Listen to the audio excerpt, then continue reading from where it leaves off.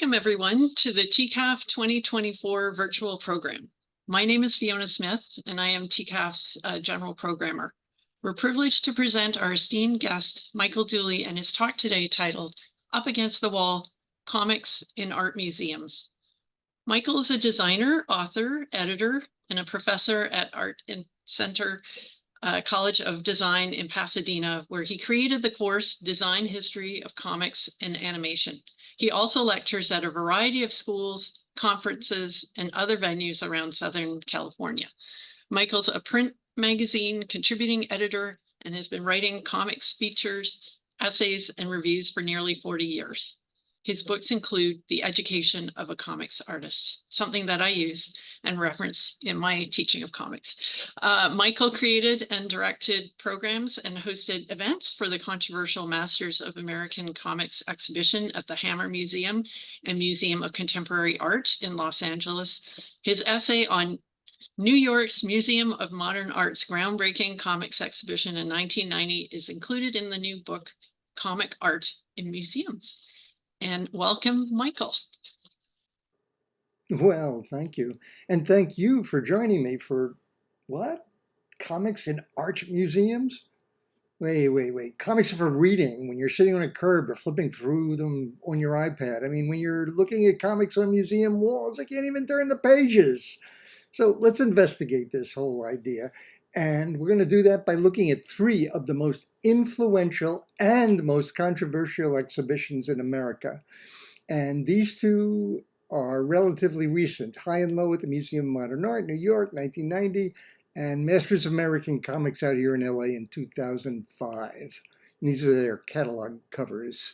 But let's set the stage by going back a bit to the New York Armory Show, which was happening back in 1913.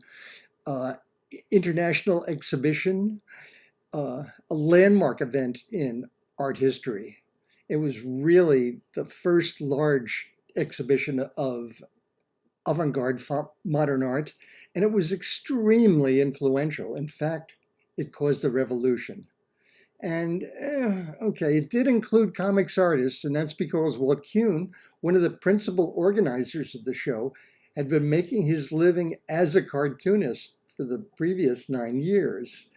And so he was friends with several cartoonists like Rudolf Dirks, who created the Katzenjammer Kids, but the actual show didn't include any actual comic strips. Instead, the show hung paintings by comics artists like this one by Dirks.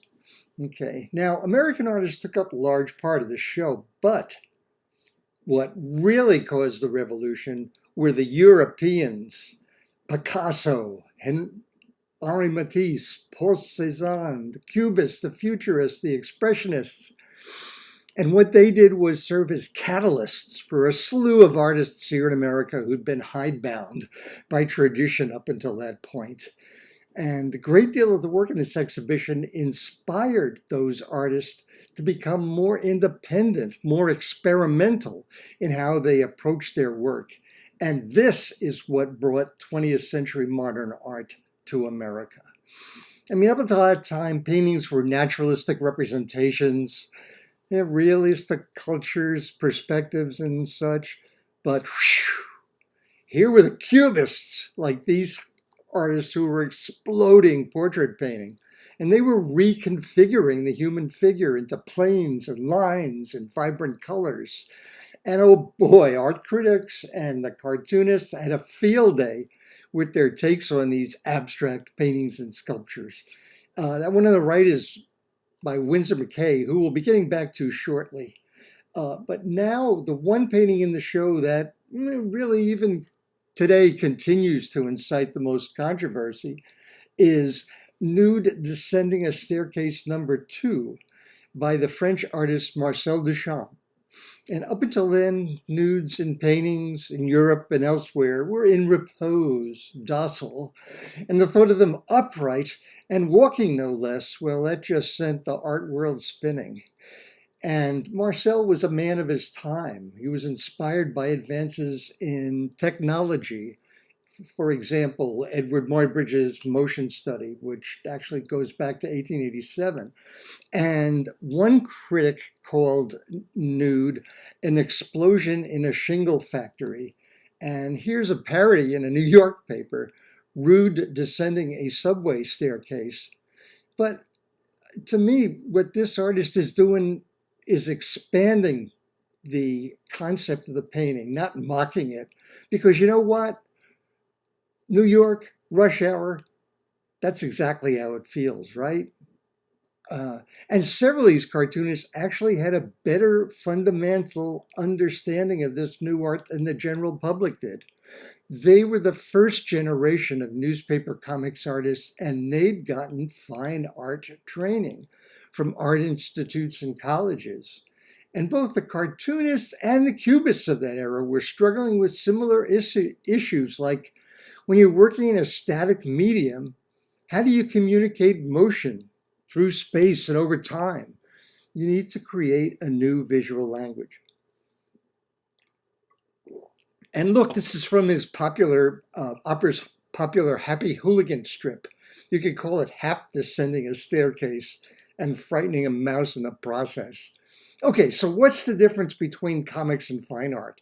Typically, comics are panels that you read one at a time in sequence from left to right, right? But categorization becomes complex when we realize that comics artists are sometimes also fine artists. And here we have 6 panels of, oh wait, these are actually 6 of the most famous paintings by the abstract expressionist artist Ed Reinhardt. Ed was very highly influential as a member of the New York School of Abex artists during the 40s and 50s. And if you want to get anything out of his work, you need to spend quality time with it. But he was also a political cartoonist. Here's his caricature of Hitler, Mussolini, Emperor Hirohito around 1940. Ad was a commercial illustrator, and he was also a cartoonist. And here he's satirizing those comics correspondence schools. Learn how to draw overnight. For your free booklet, just send us your name and the name of your lunatic asylum, right? Because if you want to get into fine art, you got to be crazy. So, and Ad's favorite cartooning subject was the art world. And he drew these delightfully scathing series of comic strips, as you can see, not laid out by like a normal comic strip. I mean, the talk balloons are bouncing up and down. But what he was doing was lampooning everything about the art world, including his own abstract expressionism. And he did it all with the smarts and the insides of an insider. He advocated for abstract art, that was his gig, but he also poked fun at it. It's like, you know, a page of jokes by Ad Reinhardt. How to get ahead in the art world. Make eyes at the elite until they pay through the nose. And he threw in puns of artist names, Georgia O'Keeffe, Ben Shahn, Andrew Wyeth. And here's one of his How to Look series, How to Look at an Artist. You go to the upper left, and there's Picture Maker on his pedestal, and a two-headed critic simultaneously praising the artist, but also shouting at the rest of the cartoon. Abstract art is foreign, it's radical, it's un-American, any child could do better. And then the payoff for me on this one is the 2 cupids, with one saying, I don't know anything about art, but I know what I like. And the other one, yeah, isn't it nice that the obligation to be intelligent doesn't extend to the field of art? And Ad was an educator. Here's one of his explanations for modern art as in cubism. And he's saying that if you think every painting should look real, then you're living in a previous century. And what he's done to represent this is he's drawn a picture frame in a gallery and presents it as a hole in the wall. Okay, a cubist painting is a painting. It's not a picture, but a new object in the 20th century where traditional ideas of time and space are overturned. I mean, going from Isaac Newton to Albert Einstein, right? He's talking about abstract paintings, paintings about lines and colors and spaces, and that what you know, what you, the viewer, bring to the art is more important than what you see. Something to think about. And this is his recurrent gag line. Ha ha, what does this represent? Yeah, what do you represent? So, what is fine art and what is comics? And can they be both? Here's a major warning. Don't ever have this argument with a comics fan until you both agree that your definitions are in sync, because otherwise, neither of you will ever win. Because they'll say that this comics artist is as good or better than that fine artist, which is a apples are better than oranges argument. But then if you go comics are art and you ask them, okay, what are their criteria for art? You'll typically hear them define the art as, well, that's what I like. And, you know, in terms of comics and illustration and other terms, other definitions that don't apply to fine art. Okay, and everyone has their own criteria for fine art. There are plenty of criteria, and I have, you know, some choice ones as well. And this one happens to be an example by the Cubist Georges Braque from 1913. For me, the art that I enjoy reveals itself over time and space. But can fine art also be a subdivision of comics? Well, I say yes. And for that, we're going to go back to Marcel Duchamp, who is my favorite fine art comics artist over the past century plus. And it's like a year before this showed up at the Armory show, he was asked to change the title, take out the word nude. This was for an exhibition by the Society of Independent Artists in Paris. Paris, for Christ's sake. But he wouldn't do it. In fact, he just withdrew it from the show. And of course, he refused to do it because the title was that important to him. And it was so important that he painted it on the canvas, lower left, because it was essential. It was part of his joke because it was also his comics caption. Okay, yeah, he was joking. The way he started out joking back when he began his art career as a traditional single panel cartoonist, the kind of cartoonist where you see the cartoon once, you laugh, and you move on, you know, turning through the pages of the New Yorker or whatever.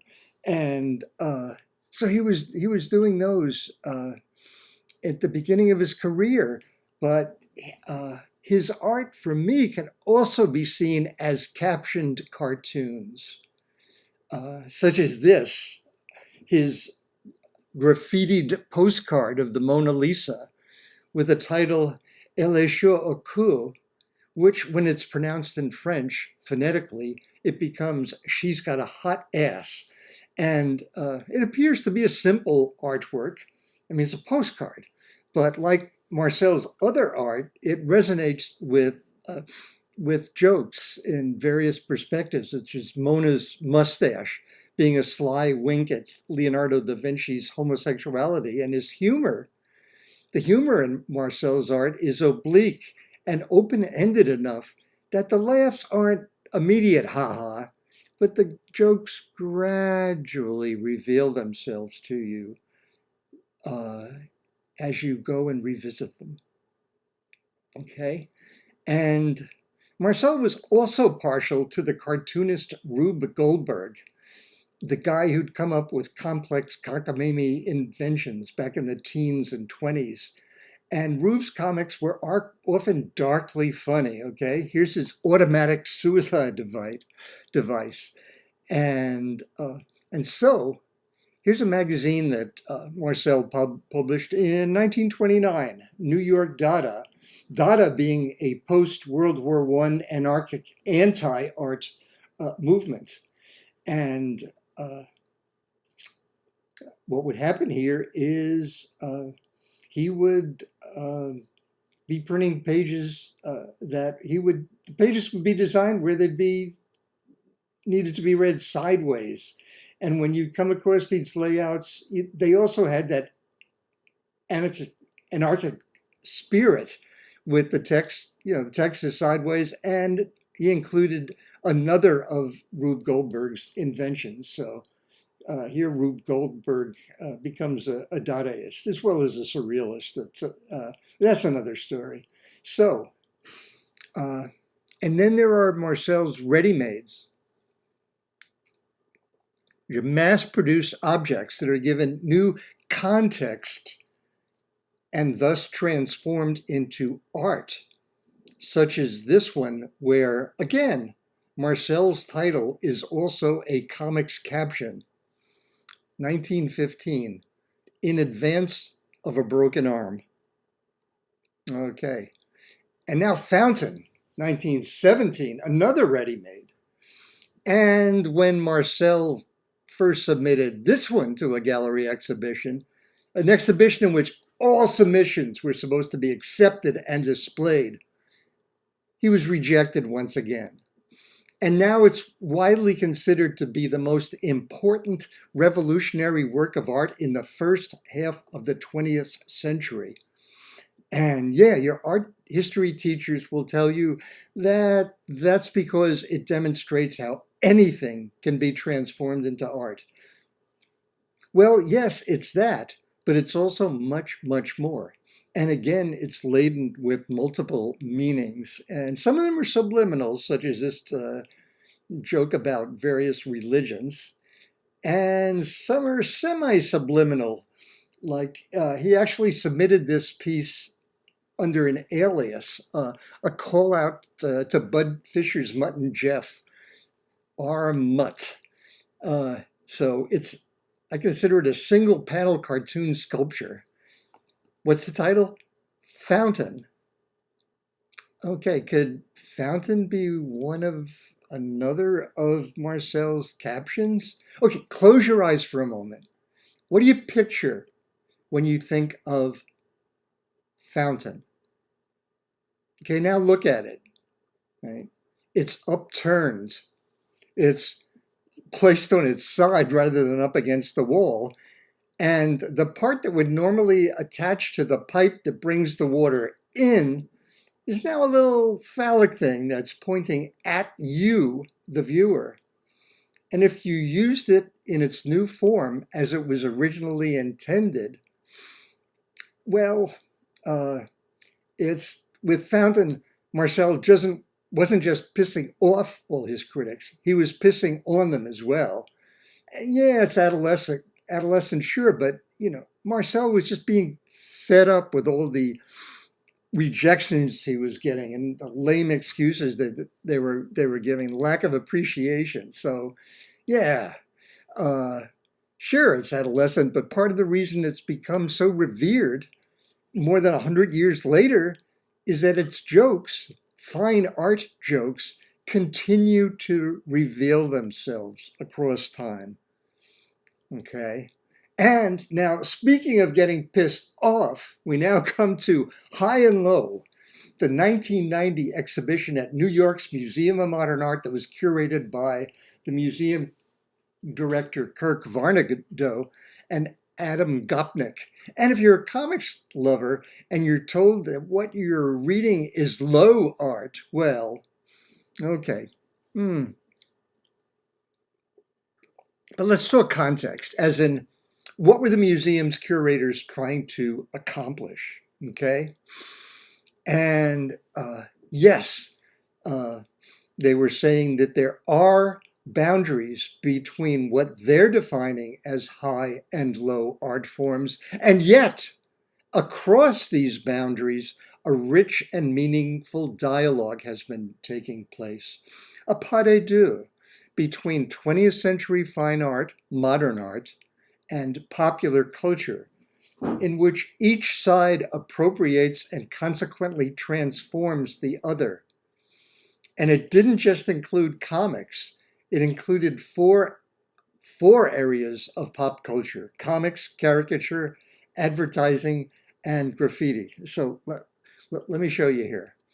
So to help you understand the concept, let's travel back to the turn of the 20th century. Up until then, people had been painting their surroundings, water lilies and cathedrals and such. But now what have you got? We got cities, industry. You know, here's Boulevard Saint-Michel in Paris. What do you got? Traffic, tracks, tall buildings, 5-story high billboards for bullion cubes. Artists are still painting their environments, right? That's what artists do. And we'll show an example in a second. And the challenge becomes, well, how do you represent these radical changes? So here's a Paris newsstand of its time with posters, newspapers, and magazines collaging themselves on top of one another. And look, more bullion cube ads. So Picasso, he paints landscape with posters in 1912. And so you got bullion cubism, right? Where the cityscape becomes a pale backdrop to ads and logos and enormous bottled beverage, which preceded Andy Warhol's bottle by 50 years. And another example, 1913, Picasso's at an outdoor Paris cafe with Georges Braque, his drinking buddy. And while he's perusing the clutter of classified ads in the back of the paper, he spots a schlocky little retail clothing store ad with amateurish line art and a mishmash of lettering. But he's inspired to do things that have never been done before. I mean, up until then, if you were pasting down paper, you were scrapbooking. You weren't applying it to canvases. But Picasso, he was pasting these fragments from this ad, and also adding drawings and collages to create Au Bon Marché, a cubist collage. Okay, now give it a moment. It's not anywhere near as abstract as it looks at first glance. Consider this way. It could be representing something you might see when you're walking down the boulevard. It's a canopy storefront of an upscale clothing store with the lower scale department store, Samaritan. There's the damoiselle coquettishly peering out of the second floor window in her chemise. And notice how Picasso has included the massage ad that's just above the M. And Our Lady's price, $2.85, is conveniently floating beside her. And, and this is basically a couple of years after Picasso hit it big with his Demoiselle d'Avignon, which is basically a pretty raw picture of the prostitutes in a brothel. And here it's getting a little more tasteful. Here it's like, okay, let's move in here and advertise a little easier. But basically, this was just one of High and Low's several examples of how the popular culture around us contributed to the birth and development of Cubism. So that's what High and Low was doing, but it wasn't received well by most of the critics at the time. In fact, this show received both a high and a low browbeating, just on principle. Even before it opened, conservative art critics saw it as being populist, pandering to the masses. And liberal art critics saw it as elitist and driven by class distinctions. So Michael Kimmelman wrote in the New York Times back then that the comics seemed nothing more than captions beside the paintings and sculptures that they purportedly influenced. Mere captions. Ha! Well, you know what? Sometimes that's just how scale works. We'll get into that again in a bit. But it wasn't just art critics.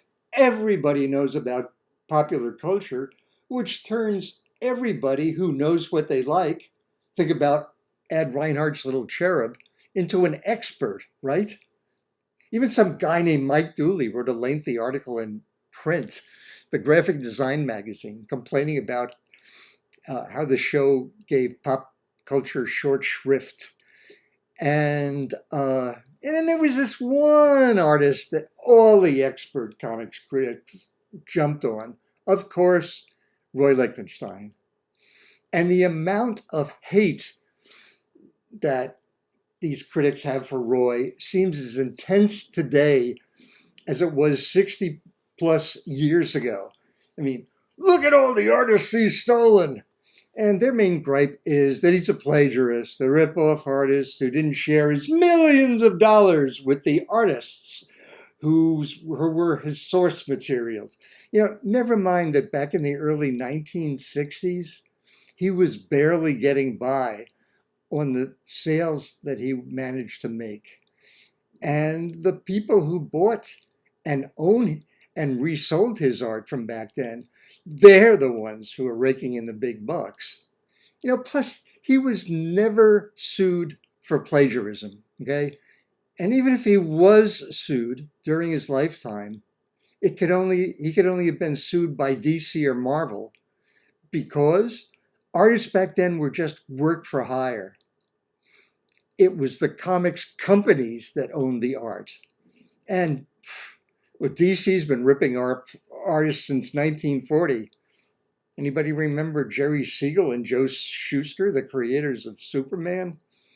Okay, so here we are inside the museum. Let's see. There in the back wall is Crazy Cat. And over to the left are some comics-sized comics under a Roy Lichtenstein microscope artwork, which I thought was a great joke about scale that the curators did there. And okay, we'll be getting to the blonde on the right shortly, but here are examples of Roy's two primary subjects, war and romance. And we don't have time to talk about any of the other artists in the show as it is. You know, even Roy alone would take up an entire semester. So let's just go with him for now. And Drowning Girl, 1963. There it is. Okay, so you're an artist. You see a comic book. You could paint it like this, you know, for your artwork. Or you could come in and paint it like this.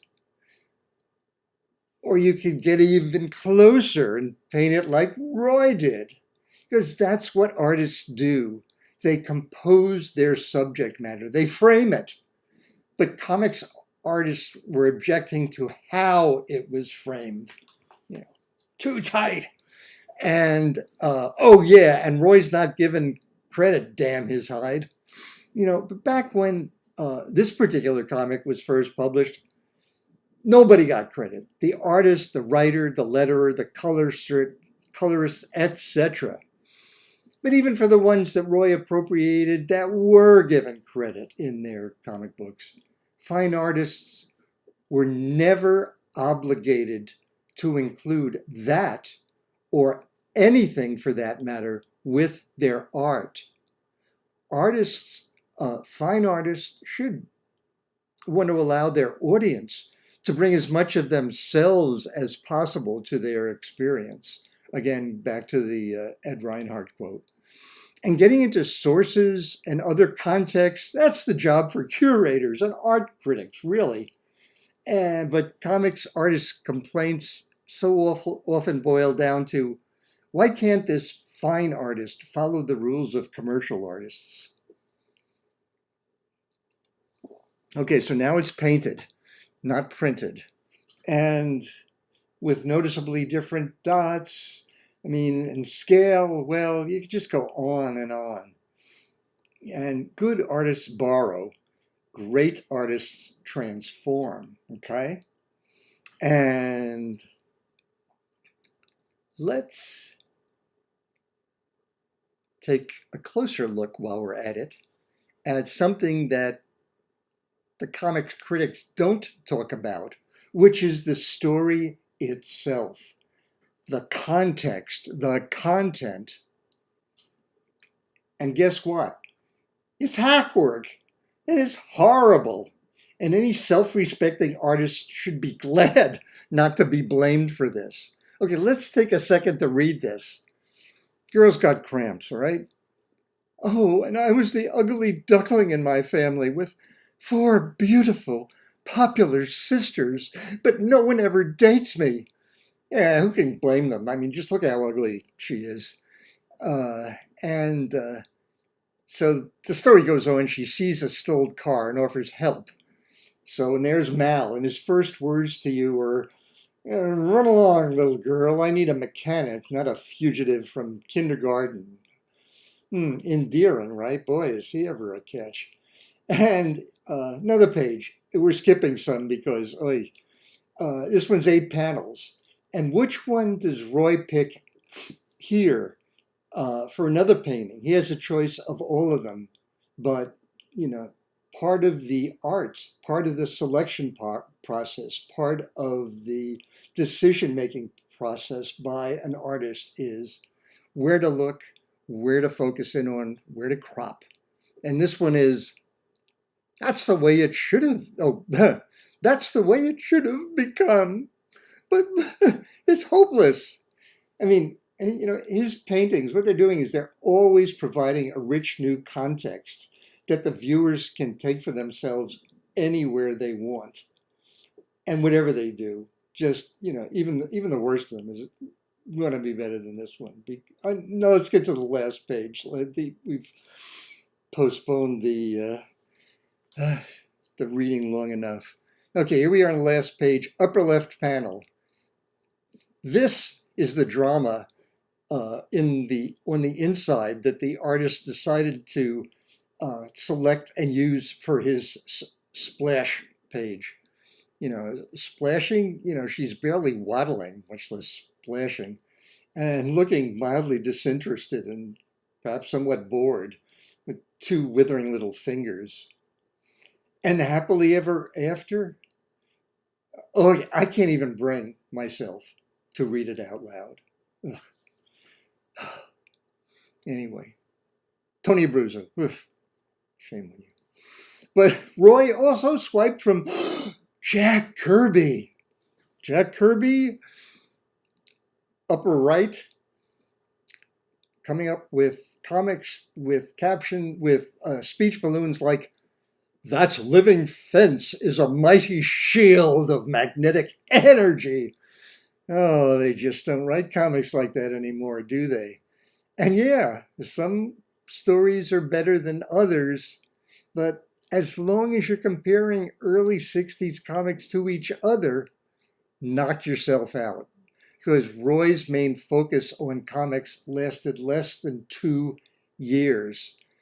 But you're not getting a lot of insightful analysis among comics critics about the rest of his 50-plus year career, where somehow, next to Andy Warhol, he managed to become pop art's most important, most influential artist. Okay, but let's get back to the show. Art Spiegelman, he did a critical review that was printed in Art Forum magazine, and quality-wise, it's superb. It's on a par with Ad Reinhardt's comics. What I'd like to talk about, though, is his review itself. Okay, Art considered Roy dead low art and should not be the living popular culture, which, according to Art, should be the foundation for high art. Fine art must come to praise pop culture, not bury it. Okay, now among a whole lot of other things, Roy was parodying popular culture. He was having fun with it. He was using it in a critical manner. He wasn't looking at it for its energy. And why should he? What sense does that make? Ah. And not known for his modesty, Art Spiegelman listed just a few of the artists who should have been included. Well, starting with himself, of course. And significantly enough, you can find most of the names he mentions here appearing in this great, large, thick catalog for the show, almost 500 pages. And along with plenty of smart, detailed, in-depth analyses. And I recommend it because it does what so many critics were demanding that it do, which you can't really do just with wall captions in a show. So pick it up if you're at all interested. Okay, one more part of Art's comic. He also dismisses the whole show by dropping 2 of the 4 words in the title, the qualifiers. Okay, sure, art. Art is a subset of culture, but modern art, fine art, is not popular culture. And it's not because it's elitist, as in, oh, cheap insult, elitist. It's elite as in the classic definition, the best informed, the most knowledgeable, okay? Remember what Ad Sarcastic Cherub said? Yeah, isn't it nice that the obligation to be intelligent doesn't extend to the field of art? Oh, that runs through my head so often. All right, okay, so Art is one of our most intelligent, insightful, and incisive comics historians. And High and Low inspired him to give lectures to museum directors and curators in New York to give him a higher understanding and appreciation of the medium and respect for it. And one of those people who heard his talk, Annie Philbin, she went on to become director of the Hammer Museum in LA. And she'd hung on to what Art had to say. And pow! She installed a large-scale exhibition of artists who shaped the development of American comics over the past century, with a show that was curated by Brian Walker, son of Beetle Bailey's Mort Walker, and John Carlin. And how was this one received by the New York Times, Kimmelman? Well, 15 years after his High and Low review, as he walked through the galleries with his friend Art Spiegelman, well, he gave it a thumbs up. But who was not favorable to the show? Well, that would be the comics fans who, surprise, had small opinions about comics artists. And attacks were coming from all sorts of different directions. And often it was just, well, Masters show, calling themselves Masters. Well, they should have included the Hernandez brothers, Linda Barry, insert your favorite artists here. You know, got a whole several busloads of armchair curators, if you can have armchairs and buses. But, you know, it takes a certain amount of awareness of the full complexities of curating a show of this size and scope. So let's see, what should we do? Why don't we take a walkthrough, okay? We got a little time left. Okay, first half of the show focused on comic strips, turning around the turn of the century. And McKay was just one of a ton of artists who were making great breakthroughs because all of the comics artists back then were working during the birth of the medium. There were no rules. Anything goes. But it was Winsor who made the greatest strides. He was a master fantasist exploring dreams and transformations. His most well-known strip was Little Nemo, a children's story. But what really made him extraordinary for me was his hallucinatory dreams of the rarebit fiend. And he also played a large part in the birth of animation. Oh, and as we walk through the galleries, notice the various new ways that you can experience the original art in the printed pages. Okay, and our second artist is Lionel Feininger. And here, before we get too far into the show, is where I'm going to do my own master should have, okay? Ready for that? So but I'm doing it in the context of curators who need to make the call. I actually worked uh, on the show um, doing uh, uh, events for them, giving walkthroughs, putting together programs, and so it was privy to some of what was going on.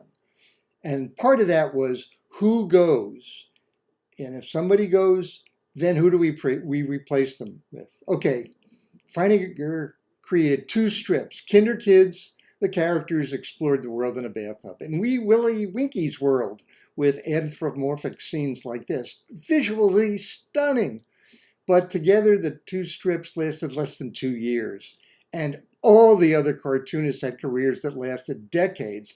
Plus, his strips were also way similar to McKay's. And during that same era, and you don't overlap, which is one of the things that the show maintains through the rest of it. And but basically these strips were a launch pad for Lionel's actual career as a celebrated expressionist painter and a key member of the Bauhaus School of Design in 1920s Germany. And I suspect he was chosen for his name recognition in the wee fine art and design worlds. But who would go in his place? Whose strips fit comfortably into that time period? Who introduced an unrivaled wealth of innovation, and who generated an equally abundant wealth of inspiration? Well, Nell Brinkley, whose career lasted nearly 4 decades. And back then, she was known as the queen of comics. And she was dealing with content that none of the other artists covered. Her comics told the story of women from the turn of the century with her iconic Brinkley girl, who actually replaced the Gibson girl. And she took it through to female empowerment during the roaring 20s and 30s. Look at her evolution. Here's her detective, Mary Shanley, capturing armed robbers in New York City. And notice how beautiful art transitions from Victorian Nouveau to stylish Art Deco. And then we got George Harriman, who interestingly hid his identity as a black man over his entire career, but and that's a topic for another time. But his masterpiece was Crazy Cat. The tale of a lovesick cat, a brick-flinging mouse, and a police officer dog in this constantly transforming Arizona desert. Crazy ran every day from 1913 to 1944. And it remains unequaled just for exquisite lyrical poetry. Okay, L.C. Segar. In the 1920s, E.C. Segar had a Thimble Theater comic strip that had these comics cliffhanger adventures. And it wasn't until 10 years down the road that he introduced this salty sailor. And you all know the rest, right? And people say that that page on the right proves that Popeye was comics' first superhero. And sure, why not? Frank King, Gasoline Alley, Middle Class Suburbia. And all these comics are reflecting the ambiance of the time, the culture, the society of the times. And this was a great time for suburbiaism, but it was also when, with Frank getting his characters married, having families, and aging along with the readers, which was revolutionary in its time. And just look at those stunning creative layouts. Oh, all right, Chester Gould, Dick Tracy, comics' first hard-boiled detective, bold and starkly rendered, and crammed with violence, torture, and murder, making it unlike any other comic strip at the time, right? Ooh, okay, 3 more rooms to go. Let's take a deep breath and stop and look at the collections of works by these 15 artists that the Hammer generously laid out for us to peruse. Okay, that's enough. Up and Mill Caniff. His Terry and the Pirates was probably comics' most important adventure strip. It was enormously influential to whole generations of comics artists. Oh, and here's an aside. Spiegelman preferred Roy Crane, who pioneered the adventure comics genre with strips like Buzz Sawyer. Now, personally, I also prefer Roy to Milt, but he just wasn't anywhere near as influential. In addition, not that many of his strips were easily available, which is another important consideration when you're putting together such a show. Oh, Schultz. Peanuts. What can you say, right? We all know it. Bunch of kids. Simple premise, simply drawn, but yet so incredibly complex in its portrayals of emotions. Frustration, loneliness, hope. There we have it, comic strips. Now let's drive downtown to see the second half of the Museum of Contemporary Art, starting with Will Eisner, truly a transitional figure. Around 1940, folks were switching to this new format called comic books. But Eisner was starting out as a comic strip guide, and he actually pioneered the wraparound all-color comics Sunday supplement with cover pages like these for his episodes of a masked crime fighter called The Spirit. And Will is often called the father of the graphic novel for his book of short stories, first published in 1978. And then we're back to Jack Kirby, right? King of comics. His career took shape with the birth of comic books back in the 1940, when his Captain America was fighting fascism even before America entered the war. And his career extended through the 60s and 70s with Marvel and DC superheroes. So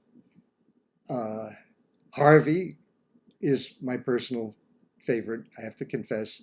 Creator, editor, writer, artist of Mad, back in the early 50s when it was just a humble 10-cent comic book. Mad was the first of its kind, revolutionary with its groundbreaking satires and parodies like Super Duper Man, which he art directed Wally Wood on, one of the people he art directed. And this story alone was tremendously influential. In fact, Alan Moore cites this as the prime inspiration for his Watchmen. And during the Korean War, Harvey's war comics were far superior than all the others with their jingoistic propaganda. These comics showed the human face of combat. And as I see it, personal favorite, his Goodman Beaver stories were his crowning achievement, something I believe is well worth seeking out. Okay, Bob Crumb, who cites Harvey as his primary source of inspiration. And if you're going to choose just one person to represent the underground comics with an X, you're no competition, right? And Art also cites Harvey as the main reason he became a comics artist. All right, incredibly diverse career, groundbreaking, revolutionary in so many ways. And he keeps on doing it, full speed ahead. I recommend the book Breakdowns if you want a visual treat. Okay, now Gary Panter. I felt of all the artists in the Master Show, Gary's was the one that seemed most at home on the museum walls. Okay, now Gary's name may not be as well known as the others, but he's a powerful representative of what we see as the alternate experimental comics sensibility and spirit. He really does a good summation, and pretty much all the old comics people can be wrapped around him and Art and one other comic that we've got we got going. Okay, for reference, if you don't know Gary, his 1970s punk music posters inspired Matt Groening's Simpsons hairstyle and design. And he also worked as a designer on Pee-wee's Playhouse. All right, enough of that. Okay, we're going to conclude our walkthrough with Chris Ware, okay? Oh, Chris, he'd already been exhibiting at museums for years before this show. Yeah, he had the jump. In fact, he was the first comics artist ever to exhibit at the Whitney's Biennial back in 2002. And, oh, all right, so both the shows we talked about, they were vilified in their time. But if it wasn't for Moments High and Low and Spiegelman loudly complaining about it, there'd be no Masters. And without Masters, you wouldn't be seeing the enormous numbers of comics exhibits that we see everywhere now, from local galleries to major museums all over the world, like the Louvre here. Oh, and a quick plug, if you're interested in investigating this topic any further, there's Kim Munson's Comic Art in Museums, which is a 400-page paperback, which I contributed to, but yeah, me and about 3 dozen other artists. So enough of that. Here's a very good recent exhibition at the Art Gallery of Hamilton a couple of years ago. And this one featured great Canadian comics artists like Seth and Mark Bell and Julie Doucet. Oh, and if you haven't yet gone to a comics exhibit, please treat yourself, seek out a few. And also, I'd hope that everyone would take a look at artworks of the art in museums and galleries as well. And do it with a mustachioed Mona Lisa glimmer and smile. Because who knows, you just might find some comics hiding out in the midst of all those paintings and sculptures.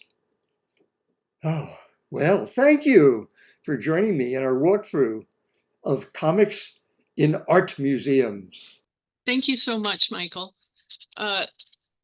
Thank you for your informative talk, and also thanks to Jalen Innes, our production manager. And to our audience, please mark your calendars for May 11th and 12th as TCAF unfolds. Additionally, our digital marketplace commences on May 3rd and concludes on May 24th. Explore the exciting lineup of creators and events on our official website, torontocomics.com, and stay informed with timely updates on our Instagram handle at Toronto Comics. And missed any part of the action, fear not, as all our digital programs are available for retrospective viewing on our YouTube channel, Toronto Comics, and immerse yourself in the wonderful digital programs to come. Special thanks to our programming sponsor, Seneca College School of Creative Arts and Animation, and special thanks to our presenting sponsor, Toronto Public Library. And TCAF would also not be possible without the support from the Canada Council for the Arts, the Ontario Art Council, Toronto Art Council, and the Government of Ontario. Thank you so much, Michael, and to everybody else, see you at TCAF.